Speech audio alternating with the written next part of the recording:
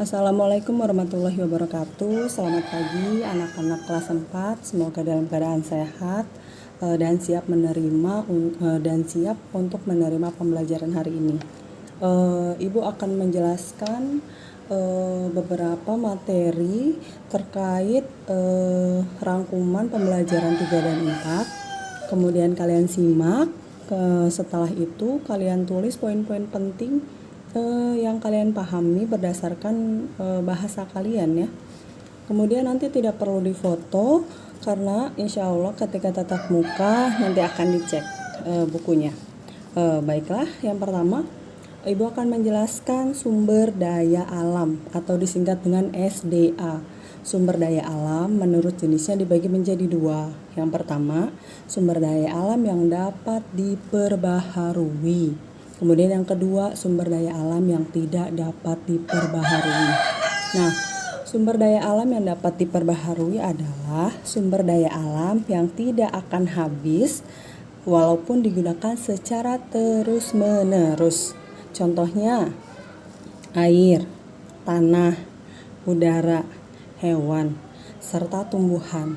Nah, sumber daya alam tersebut dimanfaatkan untuk memenuhi kebutuhan hidup manusia. Misalnya, pemanfaatan hewan, yaitu diambil dagingnya, telurnya, susunya, maupun tenaganya. Ya, diingat-ingat kembali contoh sumber daya alam yang dapat diperbaharui. Yang kemudian kedua adalah sumber daya alam yang tidak dapat diperbaharui, yaitu sumber daya alam yang jika habis maka tidak dapat dihasilkan kembali dalam waktu yang singkat, bahkan memerlukan waktu yang sangat lama, yaitu jutaan tahun lamanya.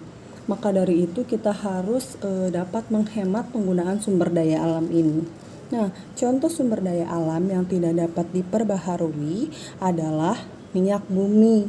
Minyak bumi manfaatannya bisa untuk bahan bakar kendaraan bermotor berupa bensin, minyak tanah, aftur, dan lilin. Aftur, tahu ya anak-anak, aftur itu bahan bakar pesawat terbang ya.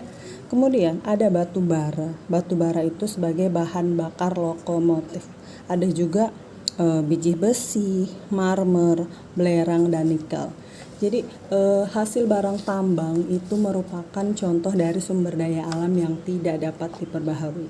Ingat kembali ada beberapa jenis sumber daya alam ya. Ada berapa? Ya betul, ada 2 ya, diingat-ingat kembali.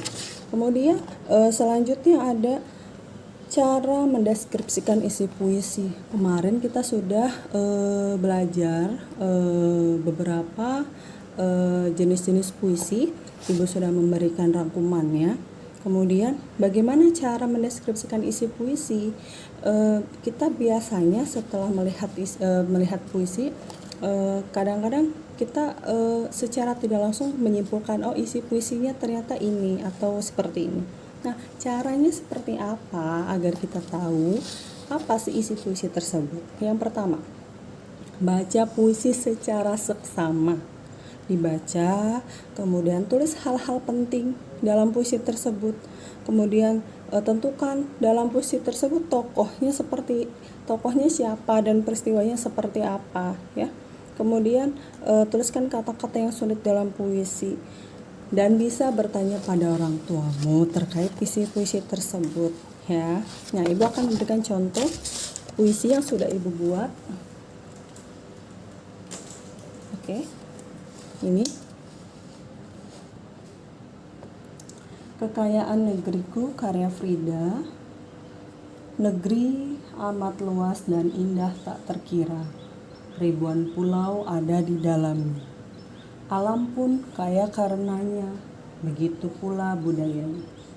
Indonesia, itulah nama negeri tercinta, negeri yang amat kaya wilayah, suku bangsa, budaya, dan bahasa. Nah, pelafalan terakhir di sini sebelum masuk ke rima, kita akan tentukan dulu ada berapa bait dalam puisi di sini. Bait. Nah, baitnya ada berapa sih? Bait itu terdiri dari beberapa baris, terdiri dari 4 baris ya, bisa 3 baris atau 4 baris. Nah, di sini ternyata ada 2 bait. 1, 2.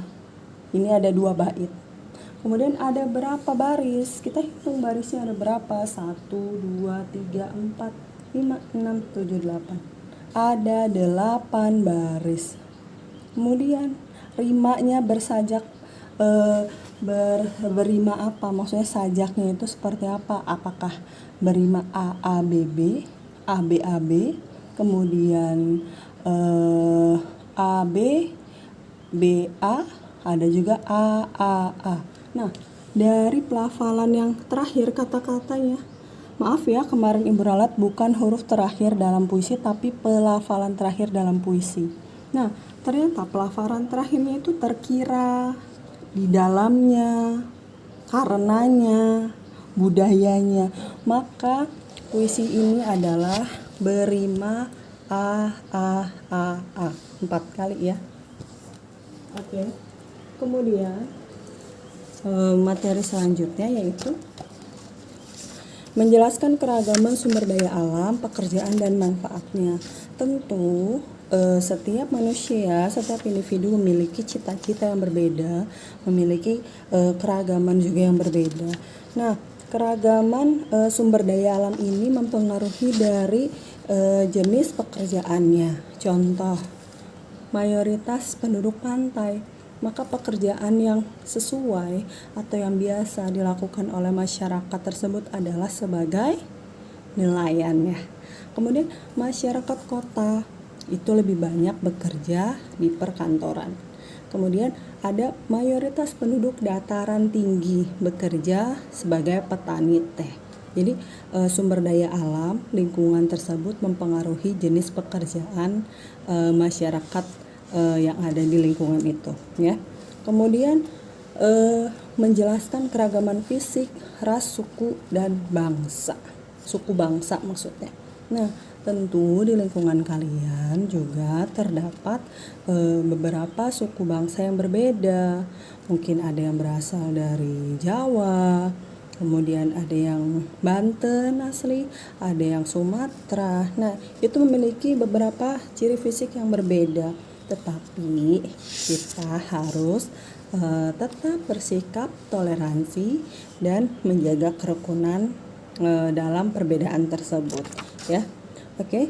Kemudian tadi selanjutnya adalah menjelaskan makna yang terkandung pada puisi. Ingat kembali ketika ada pertanyaan nanti, apakah isi puisi yang terdapat pada bait yang pertama atau yang kedua?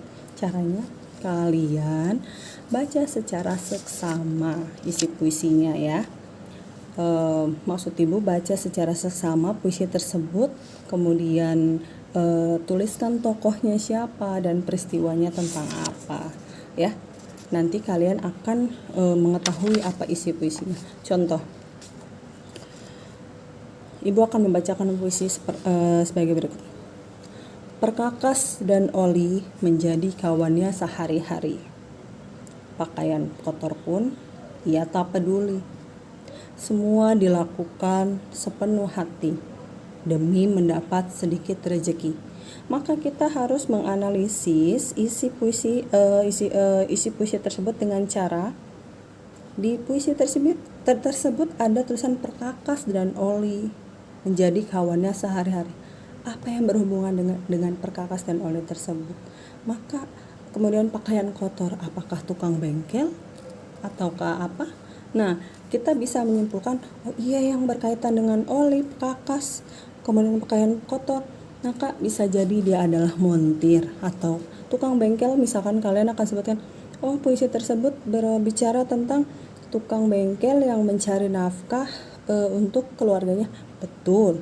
Ada juga yang akan menyimpulkan, puisi tersebut menceritakan montir bekerja dengan semangat agar mendapat rezeki untuk kehidupan sehari-hari. Itu juga betul ya. Oke. Silahkan kalian putar lagi video yang sudah Ibu buat.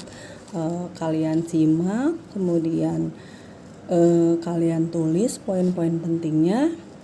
Tetap semangat belajar dimanapun, dalam kondisi apapun. bersama kita melawan COVID-19. Jaga kesehatan, tetap di rumah saja, dan walaupun beraktivitas jangan lupa menggunakan masker. Baiklah anak-anak, cukup sekian pembelajaran hari ini. Tetap patuhi nasihat orang tua dan senyum untuk menjalankan aktivitas hari ini. Wassalamualaikum warahmatullahi wabarakatuh.